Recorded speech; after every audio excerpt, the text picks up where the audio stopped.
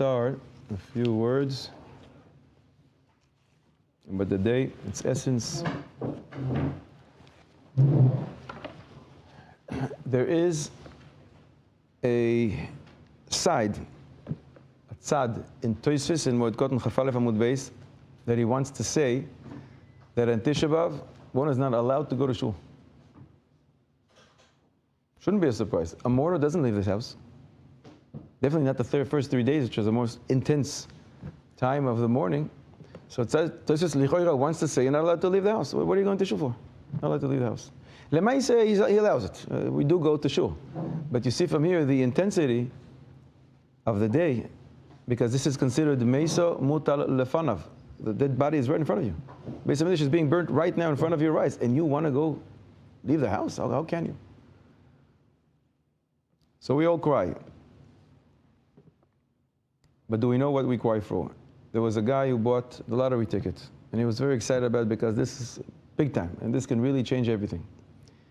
So he goes back home and he gives his wife the ticket, and he says, "My dear wife, please watch this, make sure no one touches this." She says, sure, no problem. She puts it in the kitchen cupboard, on top there, nobody can reach, and she leaves the kitchen. She says to the kids, "Don't go near there." Sure. As soon as she said that, and she left, the oldest brother picks a chair and he climbs up and he takes the ticket, and now he has a new toy.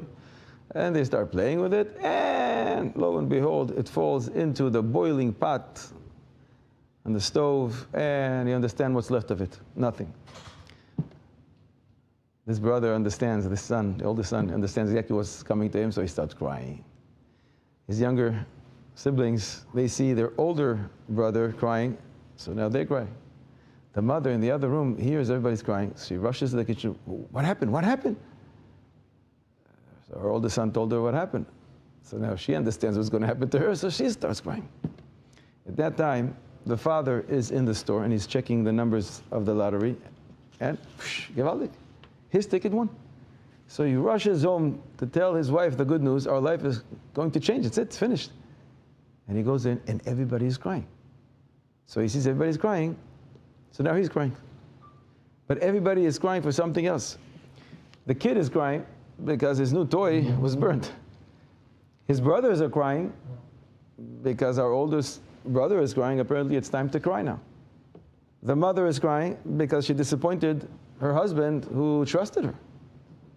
And the husband is crying because he's the only one who understands that this was the opportunity that their life, they can come out of misery, and this can be oire v'simcha v'sason v'ikar, and only he understands what he lost. So on Tisha B'Av we all cry. So some cry for their own private sorrows. Parnasa, health, shidduchim, kids, whatever it is. Some people cry for the tzaros of the tzibur, tragedies. Last 2 years we've seen many of them. Some cry for the loss of Beis Hamikdash, which was all splendor and glory. And some cry just because everybody else is crying. I guess I have to cry now. But that's not the real deal. The real thing that we're supposed to cry for is the tsar of the Shechina. The Shechina itself is in Galus. When Klal Yisrael lost Beis Hamikdash, what we lost is the closeness to HaKadosh Baruch Hu. Kirvas Eloikim. Being one with HaKadosh Baruch Hu, united. And that's the real loss, and that's the tragedy, and that's what we should mourn for. Chazal say that anyone who mourns for the destruction of Yerushalayim will merit to see it rebuilt, will merit to see it rejoicing. But the million-dollar question is, if previous generations who were far greater than us were not Zoiche, so we're going to be Zoiche. The Tanaim were not Zoiche, the Rambam wasn't Zoiche, the Chassam Sofer wasn't Zoiche, and the Ben Ish Chai was also not Zoiche. So I'm going to be Zoiche. The Chafetz Chaim already answers this question. The Chafetz Chaim says, if, let's say, all that is needed to bring Mashiach Tzidkeinu is a sack full of 1 ton of mitzvahs, we are like midgets on the giant's shoulders.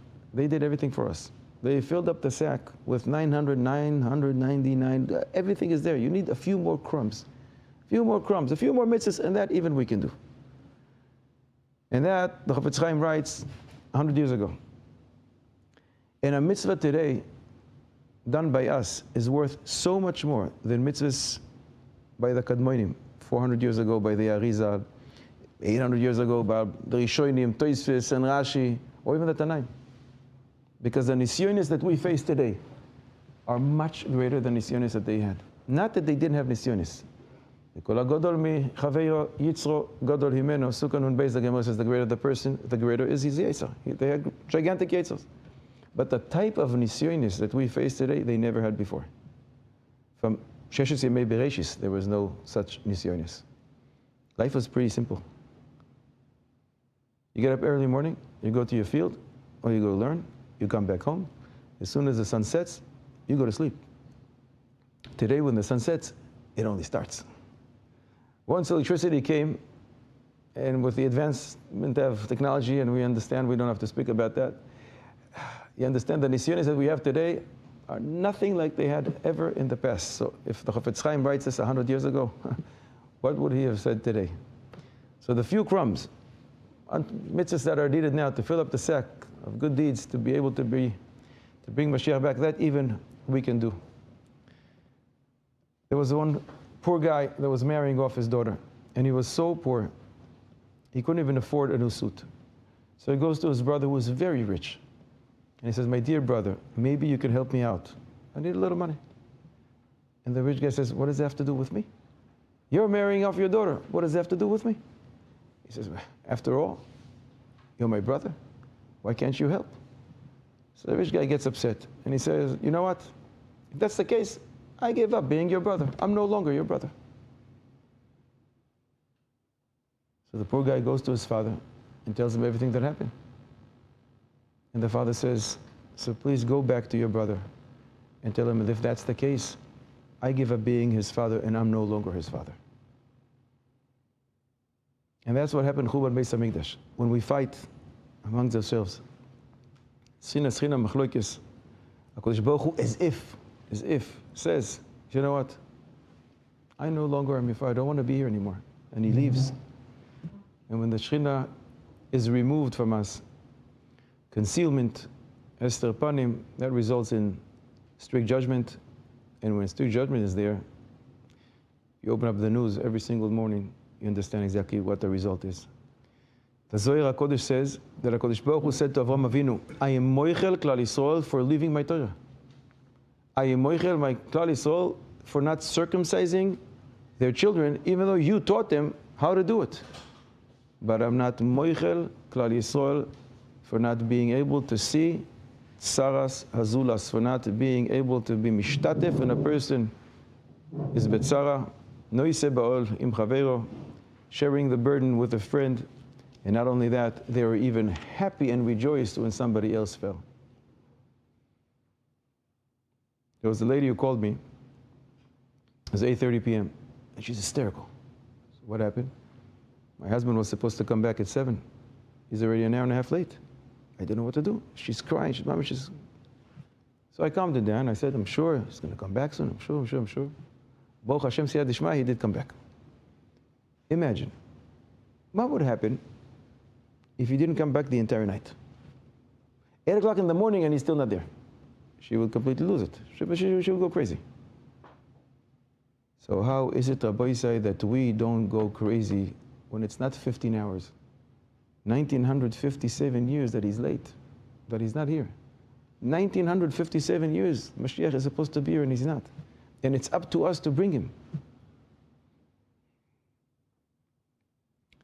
Mashiach wants to come. And every so often, he actually hovers around and he checks if the generation is ready. So he goes and he suddenly sees Sayyid sitting, crying. So he goes to him and says, why are you crying? He says, don't ask.